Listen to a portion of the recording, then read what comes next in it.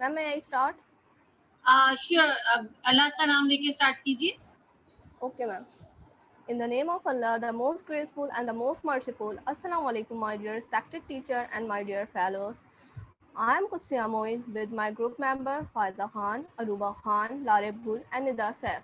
Today we are gathered to give the presentation. So welcome to our presentation. Our presentation topic is emulsion.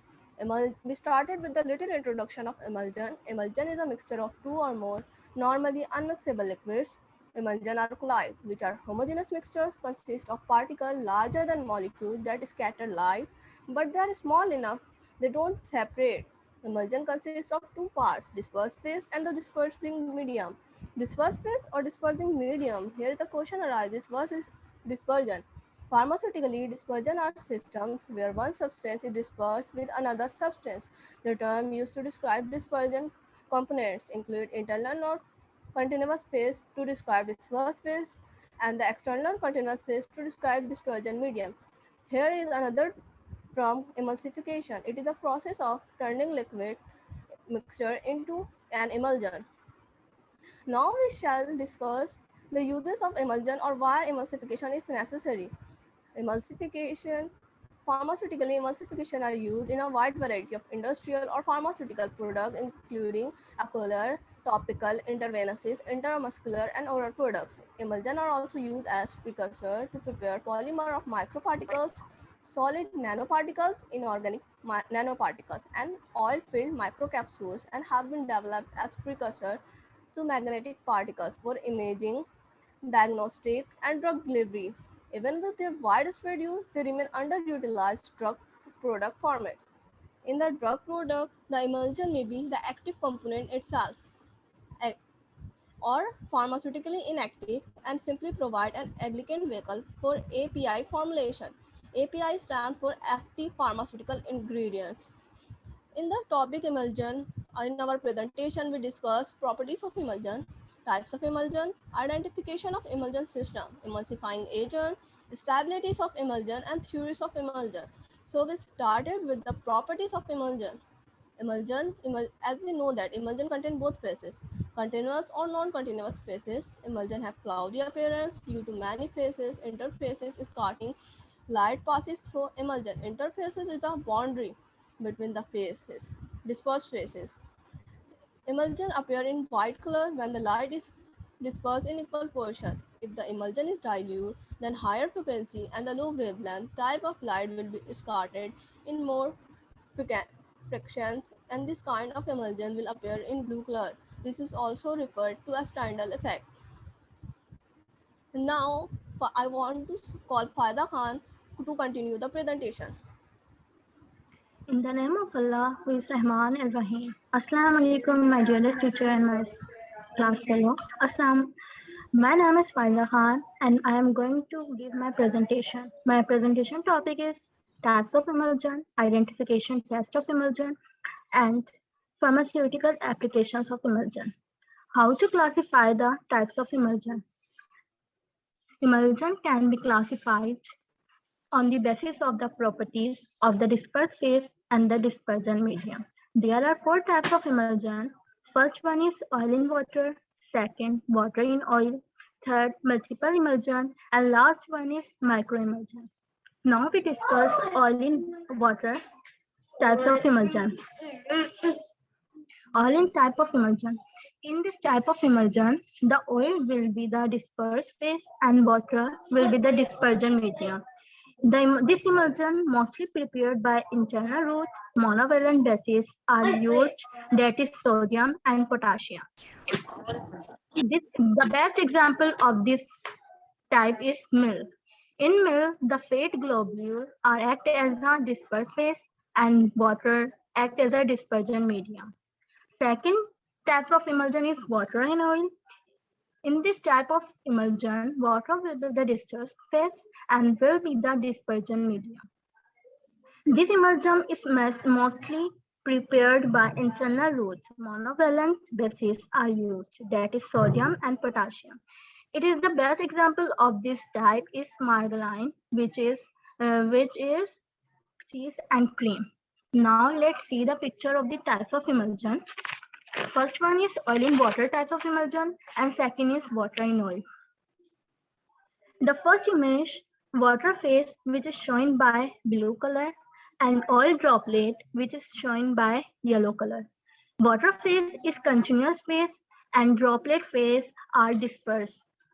Oil droplets are dispersed. And second, also show the oil phase is continuous phase, which is shown by yellow color. And water droplet, these are dispersed phase, which is shown by blue color. These are the types of the emulsion, and now we come to the identification test.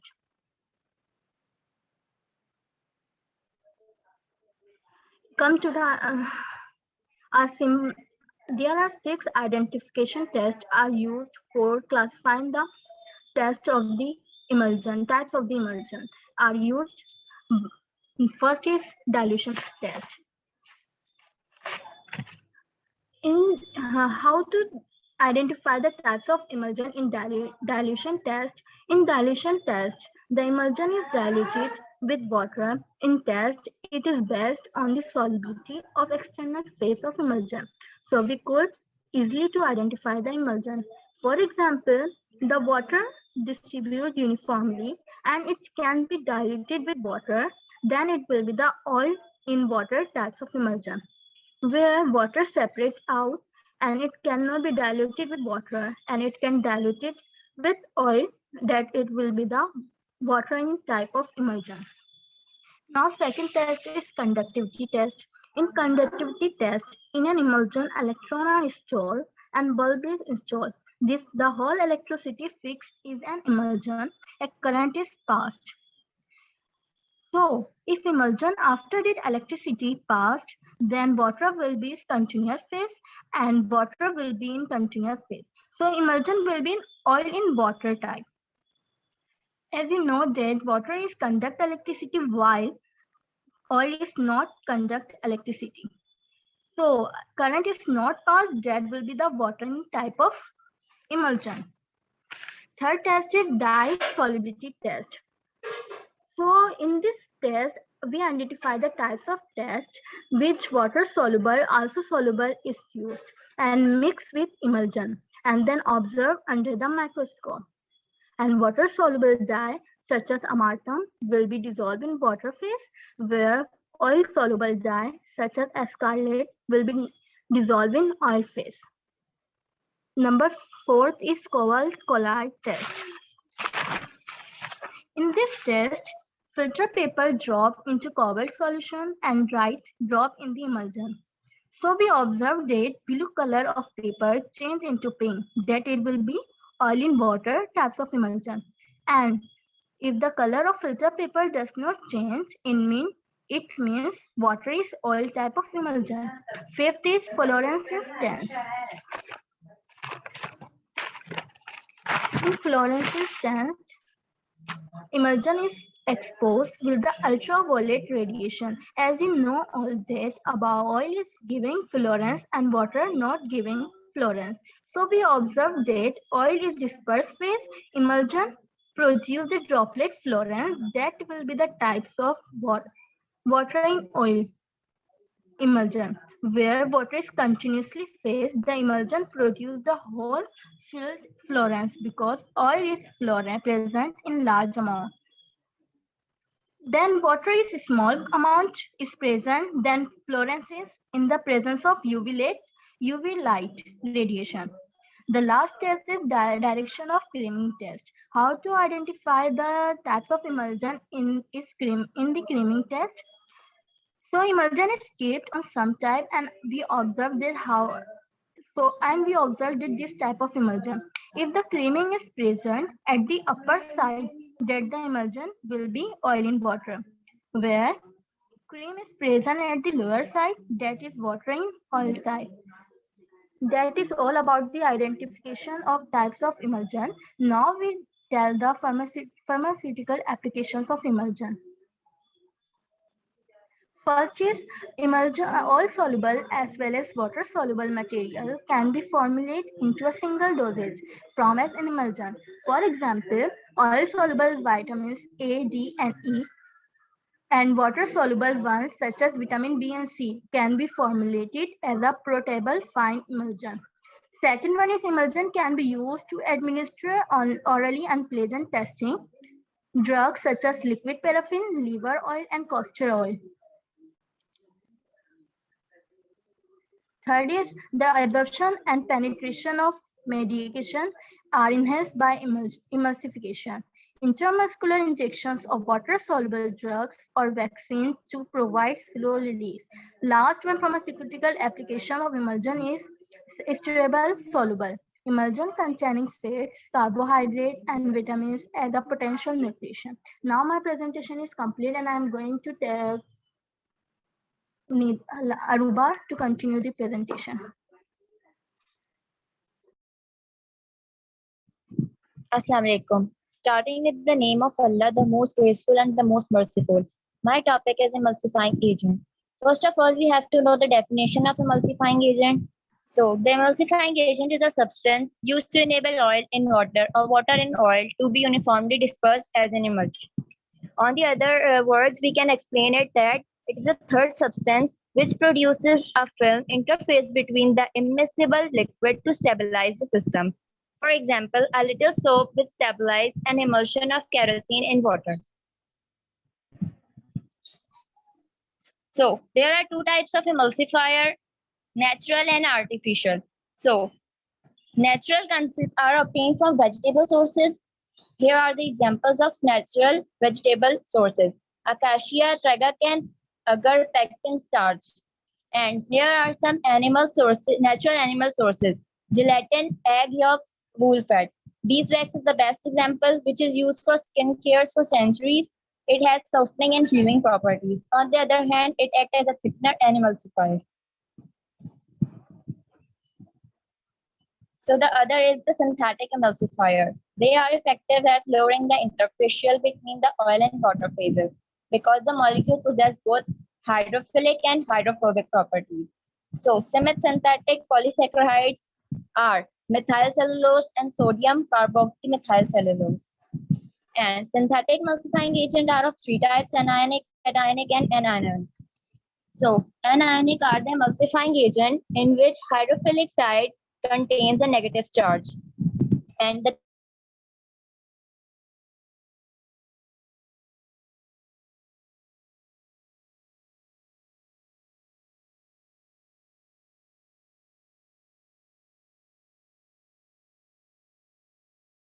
magnesium oxide, magnesium trisilicate, and bentonite. Saponins are also example of inorganic emulsifying agent, which are rarely used in emulsifying agent. Qualina tincture and Panama tincture are liquid extract may be used. Other are alcohols like cholesterol, carboxyls, and lecithin.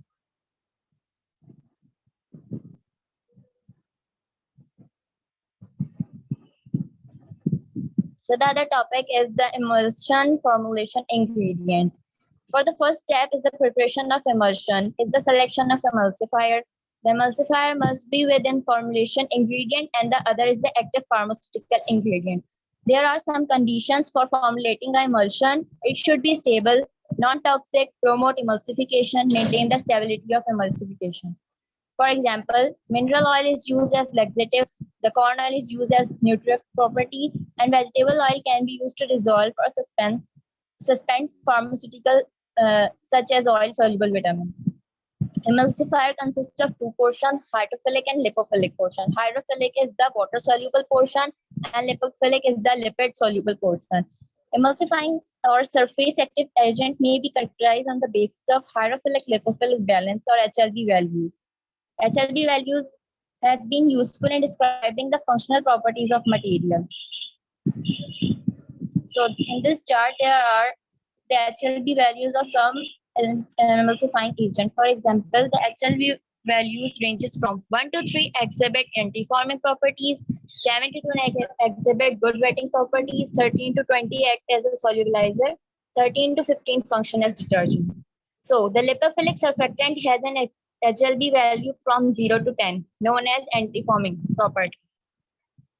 The ionic nature of a surfactant is an important consideration when selecting a surfactant for emulsion. Non-ionic surfactant ranges from pH 3 to 10, and cationic surfactants ranges from pH range 3 to 7. So here we are discussing about the importance of emulsifying agent. So first of all, we are discussing about the advantages of emulsifying agent. So emulsifying agent provide protection to drugs which are susceptible to oxidation and hydrolysis.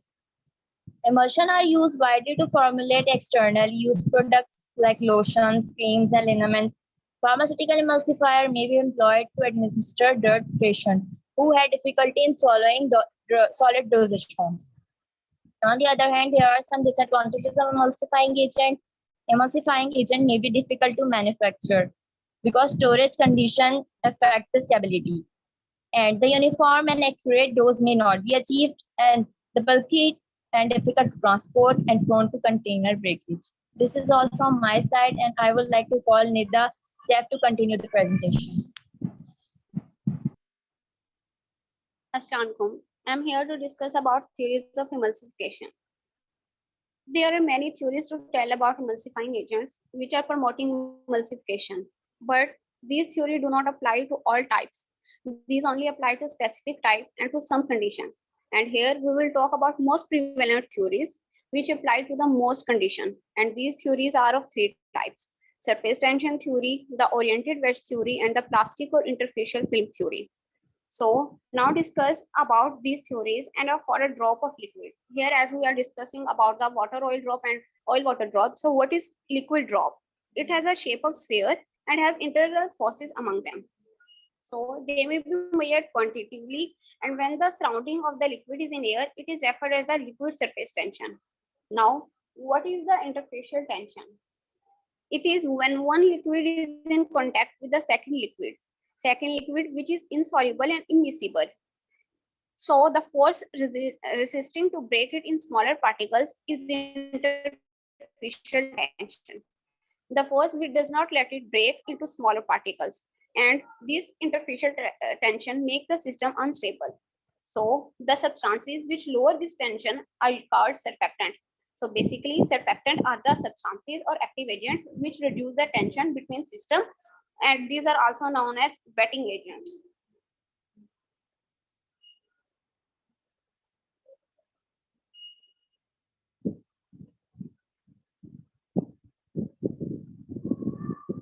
Now let's discuss about the surface tension theory of emulsification, as it is most prevalent theory and it applies to mostly conditions. It is known as the use of substances as emulsifier and stabilizer reduce the interfacial tension between the system and reduce the repellent forces between liquid and diminishing each liquid interaction.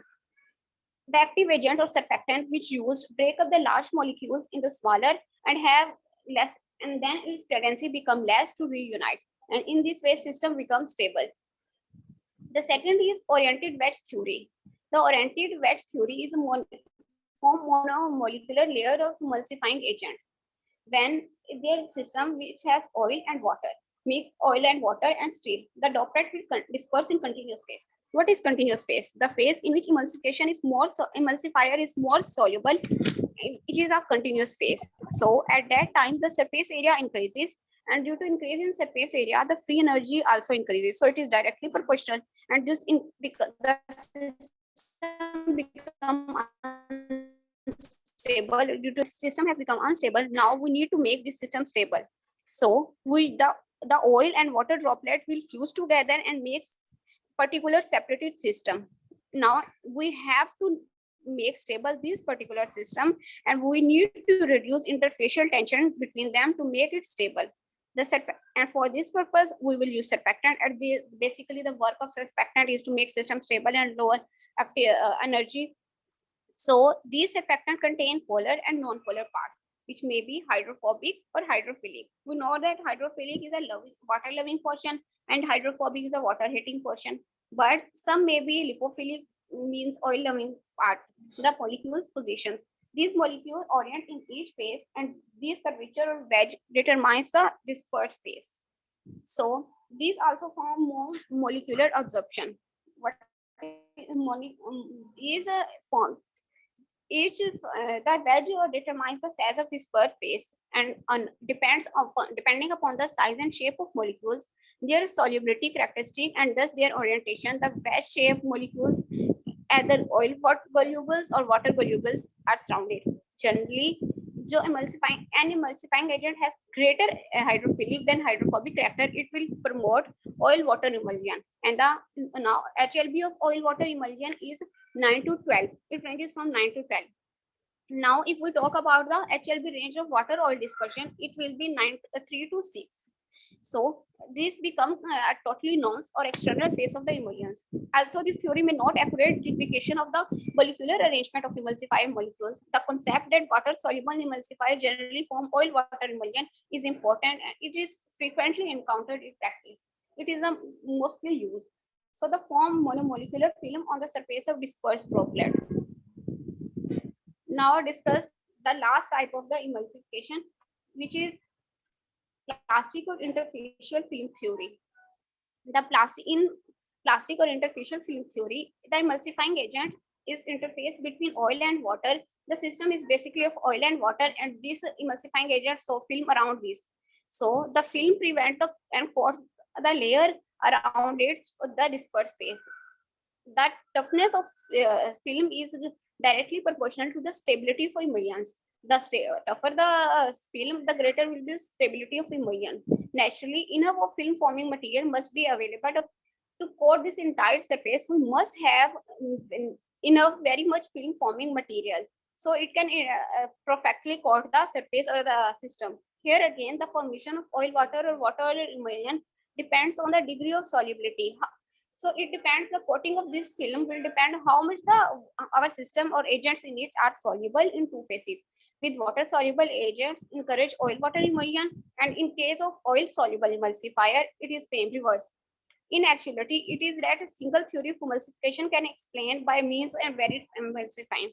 It is that with a given emulsifier, more than one of the theories play a part. In it, not only this film theory play a part, all the theories we are studying, or there are many more theories which are not here, are also play a part, but these are the most prevalent theories. For example, the lowering interfacial tension is important in initial formation of emulsion, but the formation of protective wedge and the film emulsifier is important. There is no doubt that these are capable of both tasks. The formation of protective wedge and the film emulsifier is also important. So that's it from my side. Now I would like to call Larif to continue this presentation. Thank you, Nida. Assalamu alaikum, my respected ma'am and my dear fellows. My name is Areb Gul, and I am going to represent my part of presentation. The topic of my presentation is physical stability of immersion. In this, we will see where do we face problem of stability in immersion and how can we overcome it. An emulsion is said to be stable if it is remain as such after its preparation. That means that the dispersed globules are uniformly distributed throughout the dispersion medium during its storage. The emulsion should be chemically stable and there should not be any bacterial growth during its shelf life. Stability of emulsion indicates that there is absence of creaming, flocculation, coalescence, and these are the causes of emulsion breakdown. The main causes of instability of emulsion are flocculation and creaming, coalescence and breaking, physical and chemical changes, and phase inversion. Now in the following image, these are the factors. These are the factors that affect the stability please Kutsia. Yes, now I want to explain the following image. These are the factors that play important role in the stability of emulsion: pH, emulsifier, blending method, compatible ingredients, particle size, heating and cooling, packaging, preservative system, stabilizers, internal phase content. Flocculation and creaming. Flocculation is defined as joining of globules into loose aggregates. They often get dispersed by shaking. Creaming. Creaming may be defined as the upward movement of dispersed globules to form a thick layer at the surface of emulsion. The factors affecting creaming are described by Stokes' law. Stokes' law. V is equal to d square into Ps minus P naught into G divided by 18 into N naught, where V is the terminal velocity in centimeter per second, d is the diameter of the particle size of dispersed phase in centimeter, P naught is the density of dispersed phase, Ps is the density of the dispersion medium, G is the acceleration due to gravity, N naught is the viscosity of the dispersion medium in poise. If creaming occurs in oil in water emulsion, in this oil is dispersed phase and water is the dispersion medium. In this condition, dispersed oil globules move upward and accumulate at the top. The density of the dispersed phase is less than that of the dispersed medium. Downward creaming results in water in oil immersion, which means that water droplets accumulate at the bottom. Water is in dispersed phase here and oil is the dispersed medium. The density of the dispersed phase is more than that of the dispersion. Creaming is a temporary phase because it can be redistributed by mild shaking to get again a homogeneous emulsion.